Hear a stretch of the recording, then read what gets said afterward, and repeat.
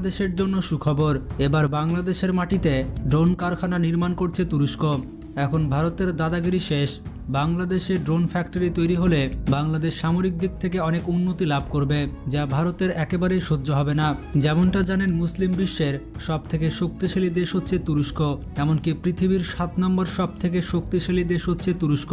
বাংলাদেশের স্বাধীনতার পর থেকেই দেশটি বাংলাদেশ সেনাবাহিনীকে শক্তিশালী করতে নানাভাবে সহযোগিতা করে আসছে। সম্প্রতি তুরস্কের প্রেসিডেন্ট রিসেপ তাইপ এরদোগান বাংলাদেশের মাটিতে ড্রোন তৈরির আগ্রহ প্রকাশ করেছেন, আর এই বিষয়টি নিশ্চিত করেছেন বাংলাদেশে নিযুক্ত তুরস্কের রাষ্ট্রদূত। তবে বাংলাদেশের তাৎক্ষণিক চাহিদার বিবেচনায় তুরস্ক অতি শীঘ্রই 53টি অ্যাটাক ড্রোন বাংলাদেশকে সরবরাহ করবে। পরবর্তীতে তুরস্কের ড্রোন বিশেষজ্ঞরা বাংলাদেশে এসে বাংলাদেশের মাটিতে ড্রোন প্ল্যান্ট নির্মাণ করবেন, যেখান থেকে বাংলাদেশ সেনাবাহিনী নিজেরাই নিজেদের ড্রোন উৎপাদন করতে পারবে। তুরস্কের টিবিটি ড্রোন ভারতের কাছে এক আতঙ্কের নাম। বাংলাদেশ সেনাবাহিনীর কাছে 200টি টিবিটি ড্রোন থাকলে এই ড্রোনগুলো বাংলাদেশকে নিরাপত্তার চাদরে ঢেকে ফেলতে পারবে, কারণ এই ড্রোন দিয়ে 24 ঘন্টা সীমান্তে খুব সহজে নজরদারি করা যাবে। এই ড্রোন দিয়ে শুধুমাত্র আত্মরক্ষাই নয়, বরঞ্চ অফেন্সিভ মুডে ভারতীয় স্থাপনার উপরে আক্রমণ করা যাবে। এটি হচ্ছে একটি অ্যাটাক ড্রোন, যেটি আত্মরক্ষার পাশাপাশি ছোটখাটো আক্রমণে সক্ষম। তুরস্কের প্রযুক্তিতে নির্মিত এই ড্রোনটি 3000 ফুট উপর দিয়ে উড্ডয়ন করতে পারে। এমনকি এই ড্রোন থেকে শত্রুপক্ষের ঘাঁটিতে নির্ভুলভাবে মিসাইল হামলা চালানো সম্ভব। তবে ড্রোনটির সবথেকে বড় বিশেষত্ব হচ্ছে এই ড্রোন শত্রুপক্ষের লুকিয়ে থাকা বিভিন্ন ঘাঁটি খুঁজে বের করে তাদের ট্যাঙ্ক এবং সামরিক রসদ ধ্বংস করতে পারে। তাছাড়া এই ড্রোন দিনে কিংবা রাতে যে কোনো সময় অভিযান চালাতে পারে। এই টিবিটি-2 ড্রোন বাংলাদেশের আবহাওয়া এবং জলবায়ুর সাথে একেবারে মিলে যায়। বাংলাদেশ সেনাবাহিনী 7 থেকে 10টি এই টিবিটি ড্রোন চিকেন নেকের কাছে মোতায়েন করলে ভারত কৌশলগতভাবে অনেক চাপে থাকবে। 2023 সালে বাংলাদেশ সেনাবাহিনী তুরস্ক থেকে 6টি বাইরাক্তার টিবিটি ড্রোন ক্রয় করে। তবে মাত্র 6টি ড্রোন দিয়ে পুরো বাংলাদেশের নিরাপত্তা নিশ্চিত করা সম্ভব নয়। তাই তুরস্ক থেকে প্রযুক্তি এনে দেশের মাটিতে এই ড্রোন নির্মাণ করলে বাংলাদেশ সেনাবাহিনী তার চাহিদা অনুযায়ী এই ড্রোনটি উৎপাদন করতে পারবে।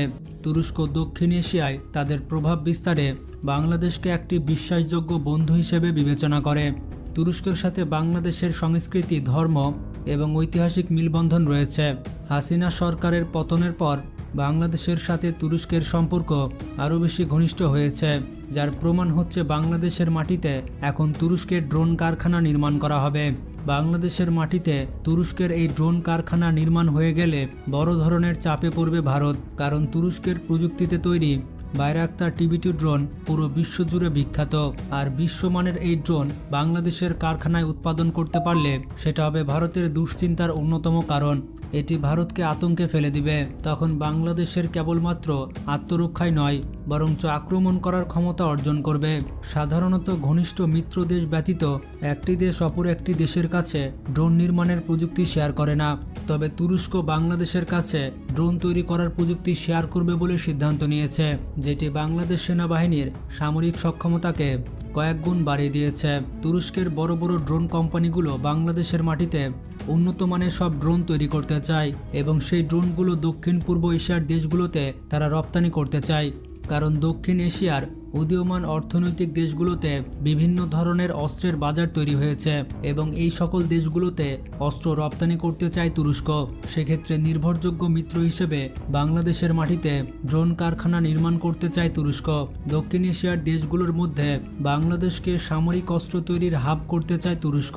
বাংলাদেশের মাটিতে তুরস্কের ড্রোন কারখানা তৈরি হলে সবথেকে বড় বিপদে পড়বে ভারত, কারণ তুরস্ক তাদের নিজের দেশের মাটি ব্যতীত একমাত্র বাংলাদেশের মাটিতে তাদের ড্রোন কারখানা নির্মাণের সিদ্ধান্ত নিয়েছে।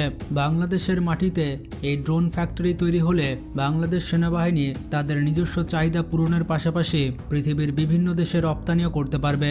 তাছাড়া সবথেকে বড় বিষয়টি হচ্ছে বাংলাদেশ সেনাবাহিনী যুদ্ধকালীন সময়ে নিজ দেশে এসব অস্ত্র উৎপাদন করতে পারবে, কারণ যুদ্ধকালীন সময়ে প্রচুর পরিমাণে অস্ত্রের প্রয়োজন হয়, যেটা আমদানি করে চাহিদা মেটানো সম্ভব নয়। বাংলাদেশ সেনাবাহিনী ফোর্সেস গোল 2030 সালের মধ্যে মোট চাহিদার 70% অস্ত্র নিজের দেশে উৎপাদন করতে চায়। সেক্ষেত্রে তুরস্কের সাথে এই চুক্তি বাংলাদেশের মাটিতে অস্ত্র তৈরি করার নতুন দিগন্ত সূচনা করবে।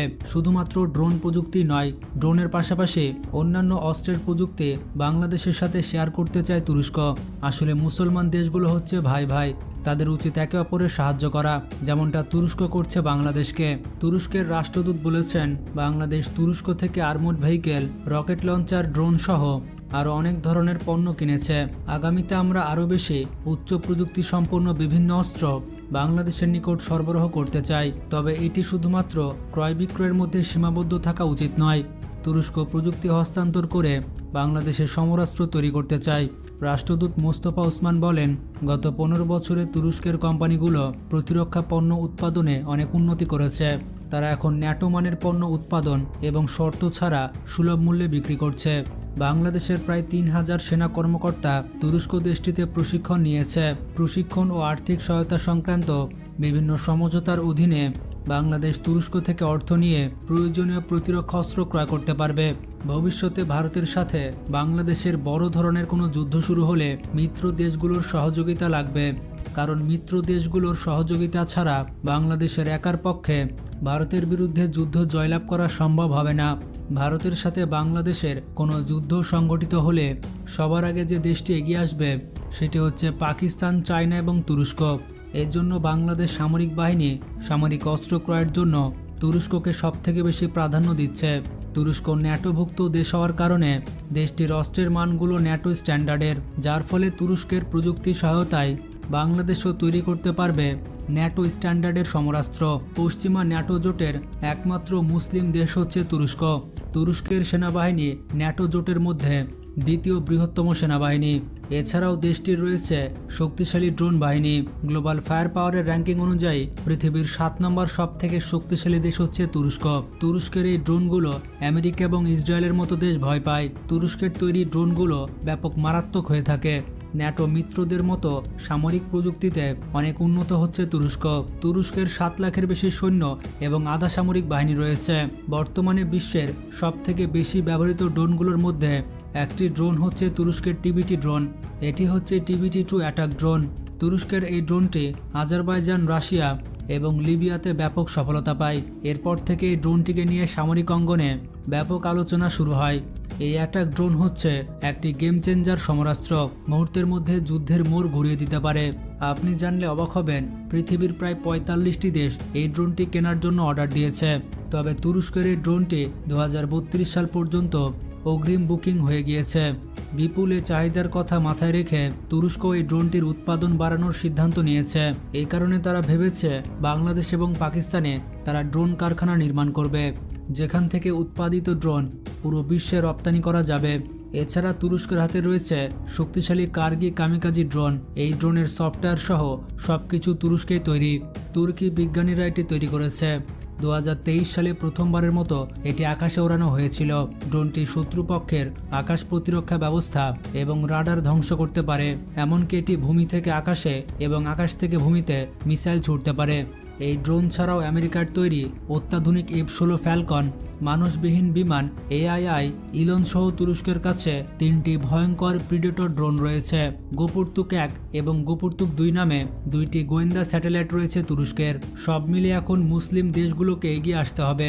বিশেষ করে পাকিস্তান আর তুরস্ক যদি বাংলাদেশকে সাহায্য করে, তাহলে ভারতের দাদাগিরি একেবারে